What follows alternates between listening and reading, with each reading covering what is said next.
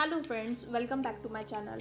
हमने हमारे previous video में आयरन एज में देखा कि लगभग 1300 बीसी में ये लोग आयरन से बनाए औजार इस्तेमाल करने लगे थे और हमने देखा आयरन टूल्स का यूज़ करके इन लोगों ने एग्रीकल्चर, डोमेस्टिक इंडस्ट्रीज, आर्किटेक्चर और वॉर मतलब युद्ध में उन्नति हासिल की। और हमने देखा था आयरन मेटल का यूज़ करके ना सिर्फ टेक्निकल चेंज आया बट कल्चरल चेंज भी आया। अब ये लोग पॉटरी मतलब मिट्टी के बर्तन पर ग्रे, ब्लैक और रेड पेंट करना सीख गए, जिस कारण आयरन एज कल्चर को 3 पार्ट्स में डिवाइड किया गया था: पीजीडब्ल्यू, एनबीपीडब्ल्यू और मेगालिथ कल्चर। पीजीडब्ल्यू और एनबीपीडब्ल्यू के बारे में हम ऑलरेडी प्रीवियस वीडियो में डिस्कस कर चुके हैं। आज हम मेगालिथ कल्चर के बारे में समझते हैं, पर अगर आपने प्रीवियस वीडियो अब तक नहीं देखे हैं तो आप उसे देख सकते हैं ऊपर आई बटन पर क्लिक करके, ताकि ये वीडियो और अच्छे से समझ सकें। और अगर आप स्टोरी के हैंड रिटन नोट्स डाउनलोड करना चाहते हैं तो इसे डाउनलोड कर सकते हैं। पीडीएफ की लिंक मैंने आपको डिस्क्रिप्शन में दे दी है। आप चाहे तो मेरे इंस्टा और फेसबुक पेज को भी फॉलो कर सकते हैं, इसकी लिंक भी मैंने आपको डिस्क्रिप्शन में दे दी है। फॉलो करने से आप मुझे इजीली कांटेक्ट कर पाएंगे। So now let's start with our today's topic, megalith culture of south India, जिसका ड्यूरेशन है 1000 BC टू 100 AD।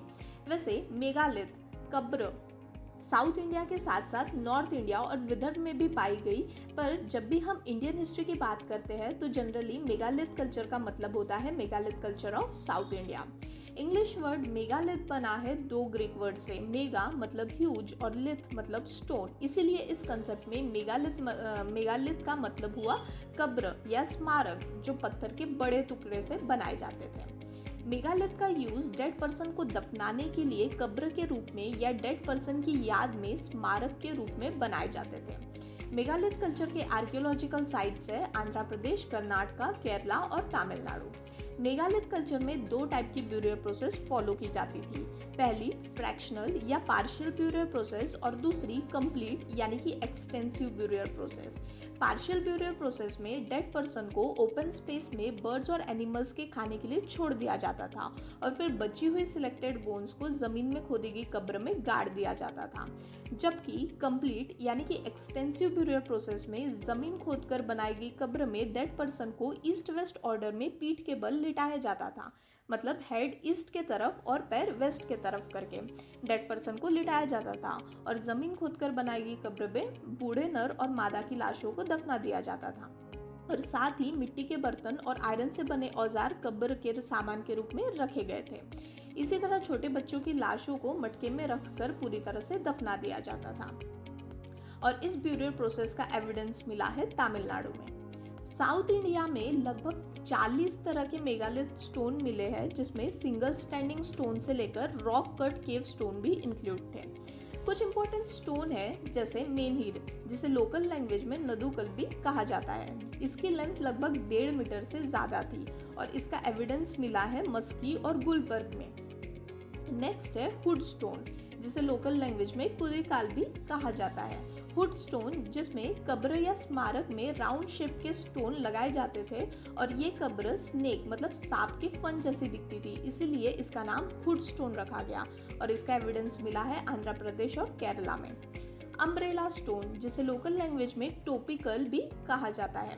इस प्रकार की कब्र या स्मारक में कब्र के ऊपर कॉलम साइज का बड़ा पत्थर खड़ा किया जाता था और फिर उसके ऊपर छतरी के आकार का पत्थर रखा जाता था, जो दूर से देखने पर अम्ब्रेला जैसा दिखता था, इसीलिए इसे अम्ब्रेला स्टोन कहा गया।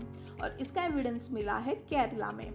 डॉलमेन ये केल्टिक लैंग्वेज का शब्द है जिसका मतलब होता है टेबल ऑफ स्टोन। वैसे general information, Celtic language Ireland, Scotland, Britain मतलब यूरोप साइड में बोली जाती थी, बट अभी ये एक्सटेंड हो गई है।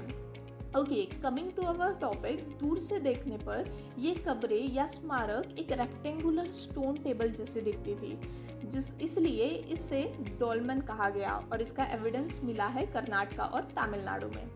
नेक्स्ट है कैन सर्कल, जिसे लोकल लैंग्वेज में निदेकल टेडी भी कहा जाता है। इस प्रकार की कब्र या स्मारक में पत्थरों के टुकड़ों को कब्र के चारों ओर गोलाकार आकार में स्थापित किया जाता था और ये कब्र पत्थरों की एक गोलाकार अंगूठी की तरह दिखती, इसीलिए इसे कैन सर्कल नाम दिया गया और इसका एविडेंस मिला है तमिलनाडु में।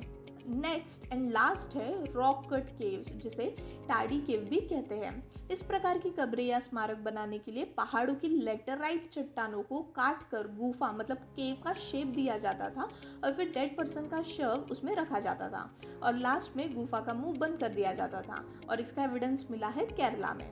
अब समझते हैं किस तरह की पॉटरी ये लोग यूज किया करते थे। ब्लैक और रेड कलर का इस एज में ज़्यादा यूज़ किया गया। कब्रें या स्मारक या पॉटरी को पेंट करने के लिए ब्लैक, रेड और ओकर कलर का यूज़ किया गया। ओकर कलर पॉटरी का ड्यूरेशन है 2000 BC टू 1200 BC, मतलब इस ड्यूरेशन में ये कलर पॉटरी यूज़ की जाती थी और इसका एविडेंस मिला है उत्तर प्रदेश और मध्य प्रदेश में। नेक्स्ट है black and red ware pottery BRW culture, जिसका ड्यूरेशन है 1200 BC टू 1000 BC। पॉटरी जैसे shallow plate, deep bowl, cover with knobs, small pot, big pot etcetera, इस तरह की पॉटरी यूज करते थे। आप स्क्रीन पर दिए पिक से समझ सकते हैं। इसका एविडेंस मिला है उत्तर प्रदेश और राजस्थान में। औजार की बात करें तो लगभग 33 टाइप्स के आयरन इम्प्लीमेंट्स मिले, जैसे flat axes, spade, sickle, chisel, hatchet, knives, bridles, horseshoe, trident, sword, daggers etcetera. Now megalith culture of south India के मेकर्स मतलब निर्माता कौन है, ये अभी तक विवाद का विषय है। इंडियन ओरिजिन थियोरी के हिसाब से इंडिया के लोकल मैन ही इस कल्चर के मेकर थे, जिन्हें ड्राविडियन कहा गया, जबकि फॉरेन ओरिजिन थियोरी के हिसाब से foreigners megalith culture of south India के मेकर्स थे, जो मेडिटेरेनियन सी से इस रीजन में आए थे।